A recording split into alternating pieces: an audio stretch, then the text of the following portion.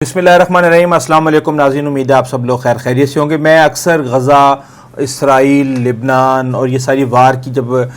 Reporting جب میں دیکھ رہا ہوتا ہوں، میری نظر سے گزر رہی ہوتی ہے، تو میں اکثر یہ سوچتا ہوں کہ مجھے اس کے حوالے سے ضرور انفارمیشن دینی چاہیے۔ ایٹ لیسٹ ہم جتنا کر سکتے ہیں اپنی زبان سے وہ تو کریں۔ اور اس حوالے سے میں نے انتہائی دلچسپ انفارمیشن آپ کے لیے اکٹھی کی ہے کہ کس طریقے سے اسرائیل جو ہے ظلم اور بربریت کی مثال قائم کر رہا ہے اور ہمارا اس کے اندر کیا کردار ہے، کس طریقے سے اسرائیل نے ایران کے اندر گھس کے مارا۔ انتہائی افسوس کے ساتھ میں یہ الفاظ استعمال کر رہا ہوں، اور اس کے اندر ساری انفارمیشن ہے کہ کتنے ایئر کرافٹس موجود تھے، کون کون سے جہاز تھے، 3 فیزز کے اندر یہ ٹارگٹ کو اچیو کیا گیا، اسرائیل نے سب سے پہلے کون سا کام کیا اور کس طریقے سے کیا، اور کتنے بجے یہ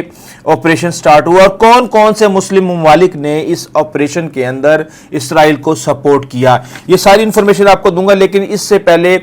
آج کل ایک بڑا ہی ایک اہم سوال اٹھ رہا ہے کہ کیا اسرائیل اور ایران کا مکا چل رہا ہے۔ اس وقت اسرائیل مڈل ایسٹ کے اندر کیا چاہتا ہے، اس کا سارا فوکس جو ہے حماس اور حزب اللہ ہے، تو ایران وہاں پہ کیا کردار ادا کر رہا ہے۔ ٹرمپ آ کر کیا یہ پالیسی بدلے گا، سوال ہی پیدا نہیں ہوتا، کیونکہ ہم نے دیکھا کہ یہودیوں کو خوش کرنے کے لیے چاہے ٹرمپ ہو یا کیملا ہیرس، وہ ایڑی چوٹی کا زور لگا رہے ہیں۔ بہرحال اس وقت صورتحال یہ ہے کہ 43,000 سے زائد جو ہے معصوم لوگ وہ اس جنگ کا ایندھن بن چکے ہیں، خاص طور پہ جو مسلمان ہیں اور جن کا تعلق غزہ سے ہے۔ اس حوالے سے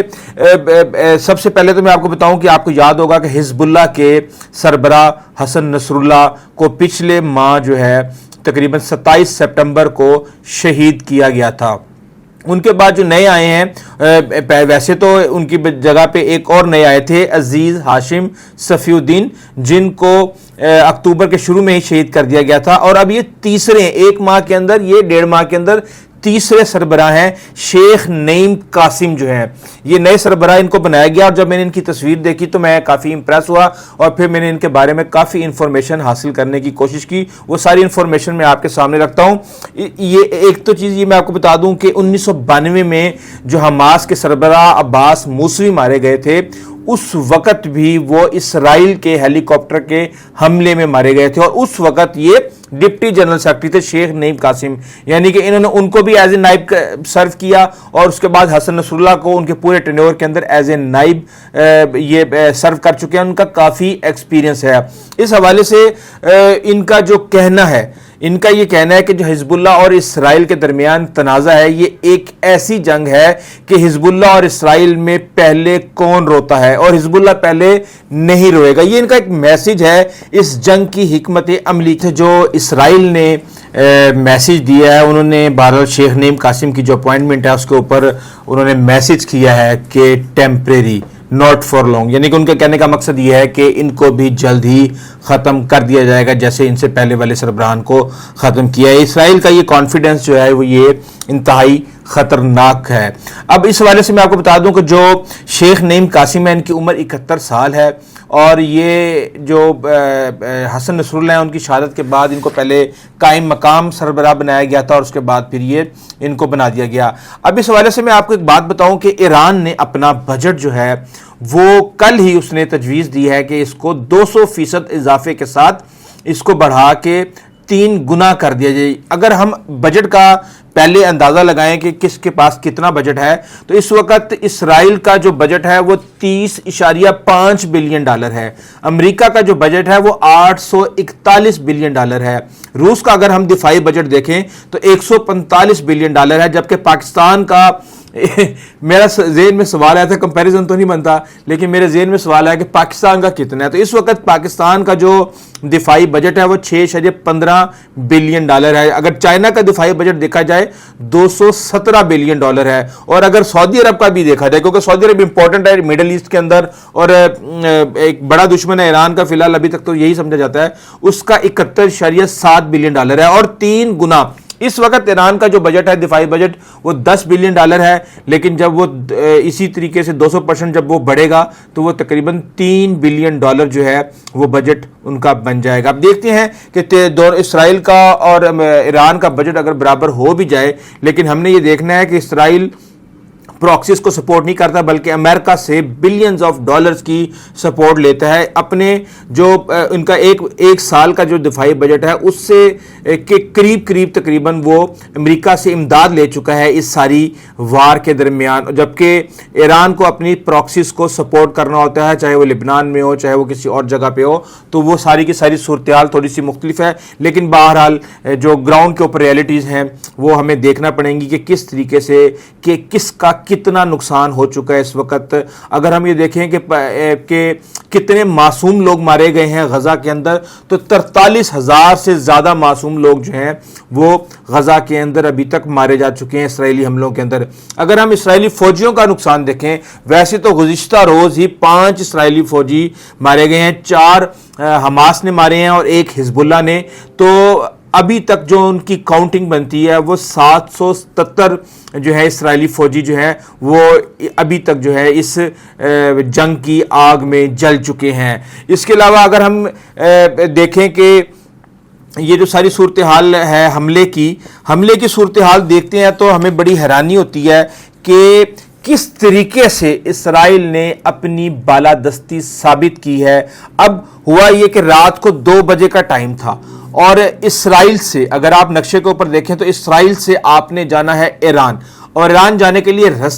رستے میں چاہے وہ جارڈن ہو چاہے وہ سیریا ہو چاہے وہ عراق ہو, ان کی ایئر سپیس کو استعمال کر کے کہ اسرائیل نے یہ حملہ کیا جس کی کوارڈینیشن جو ہے امریکہ کے ساتھ بھی چل رہی تھی. اچھا, اب دیکھنے والی بات یہ ہے کہ ظاہر سی بات ہے جب آپ اپنے 100 ایئر کرافٹس کو اٹیک کے لیے بھیجتے ہیں تو کیا دشمن ملک کا جو سرویلنس کا سسٹم ہے, کیا اس کے جو ریڈار ہیں وہ 1600 کلومیٹر جہازوں نے سفر طے کیا اور وہ ان کو کیوں نہ پکڑ سکے. جبکہ ہم یہ دیکھتے ہیں کہ اس کے اندر F-15 طیارے بھی تھے,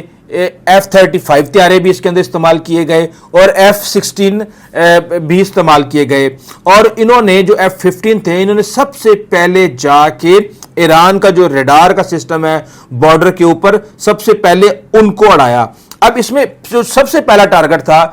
اسرائیل کا وہ یہ تھا کہ اسپیس سے گراؤنڈ کے اندر جو ہے علم کے اندر وہاں پہ وہ جو ان کا ریڈار سسٹم ہے اور جو میزائل ڈیفنس سسٹم ہے اس کو انہوں نے اڑایا. اس کے بعد انہوں نے ان کی ریڈار انسٹالیشن کو اڑایا اور اس کے بعد جو ان کا ایئر ڈیفنس ہیڈ کوارٹر تھا اس کو انہوں نے نشانہ بنایا. جبکہ جو دوسرا ان کا ٹارگٹ تھا اسرائیل کا, جو دوسرا فیز جب انہوں نے سٹارٹ کیا تو جب انہوں نے پہلے سرویلنس کو ختم کر دیا تو اس کے بعد دوسرے اٹیک کے اندر انہوں نے جو ایران کے بیلسٹک میزائلز کا جو سسٹم تھا اس کو نشانہ بنایا. جب یہ بیلسٹک میزائل کے سسٹم کو بھی نشانہ بنا لیا گیا, جو تھرڈ ویو تھی اٹیکس کی اسرائیل کے ایران کے اوپر, اس میں جو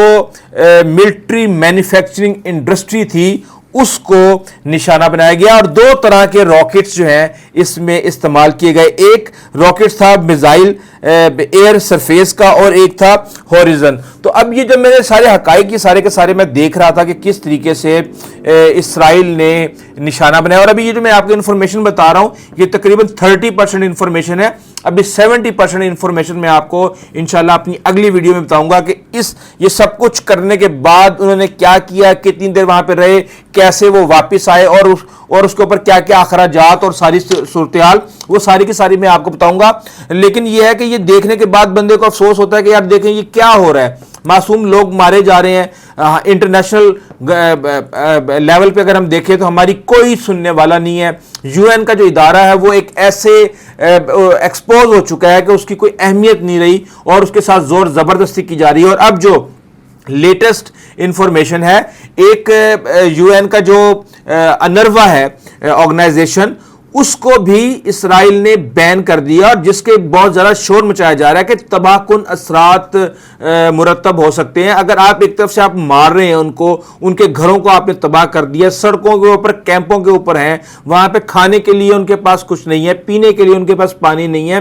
ایسے میں اگر کوئی آرگنائزیشن ان کو سپورٹ کر رہی ہے تو آپ ان کی راہ میں رکاوٹ بنے ہوئے ہیں. یہ بڑا ہی لمحہ فکری ہے. اور جبکہ اٹیک جب ہوتا ہے ایران کے اوپر تو ہمارے ہی مسلم ममालिक की एयर स्पेस को कोऑर्डिनेशन के साथ इस्तेमाल किया जाता है। क्या इस तरीके से हम मुकाबला करेंगे? अगर हमने मुनाफकत नहीं छोड़नी तो हम क्यों अपने मासूम भाइयों को और बच्चों को और औरतों को मरवा रहे हैं? ये मैं समझता हूं कि एक बहुत बड़ा जुल्म है। अभी लेटेस्ट जो है, एक तरफ तो लिबनान के अंदर इस्राएली फोर्सेस घुसने की कोशिश कर रही हैं, दूसरी तरफ हमास के अंदर भी उन्होंने एक तरह से कहर नाजिल किया हुआ है। इसराइल ने गजा के अंदर अभी लेटेस्ट जो है एक 5 मंजिला इमारत को निशाना बनाया, जिसके अंदर 100 अफराद जो हैं वो शहीद हो चुके हैं इसके अंदर, और 40 लोग इसके अंदर लापता हैं। इस हवाले से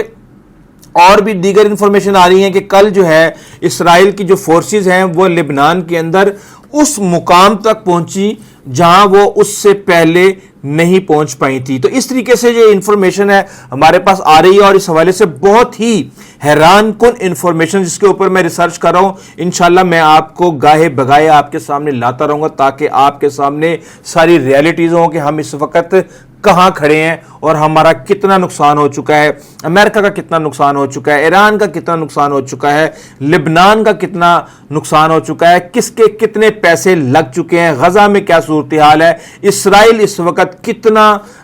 मुआशी तौर पे उसकी कमर टूट चुकी है, और क्या हसन नसरुल्लाह के बाद सफीउद्दीन और उसके बाद क्या अब शेख नईम कासिम को भी इसराइल निशाना बनाने में कामयाब हो पाएगा या नहीं हो पाएगा। इस वक्त हिजबुल्लाह का जो नेटवर्क है वो कितना स्ट्रॉन्ग है, इस सारी इंफॉर्मेशन इंशाल्लाह हम अपनी अगली वीडियोस में लेके आएंगे। इसलिए अगर आपने हमारे चैनल को अभी तक सब्सक्राइब नहीं किया तो जरूर कीजिएगा, बेल आइकॉन को जरूर प्रेस कीजिएगा, ताकि जो भी लेटेस्ट इंफॉर्मेशन हम आप तक पहुंचाने की कोशिश करें वो जल्द से जल्द आप तक पहुंच जाए। आइंदा तक ले जा दीजिए। अल्लाह हाफिज़।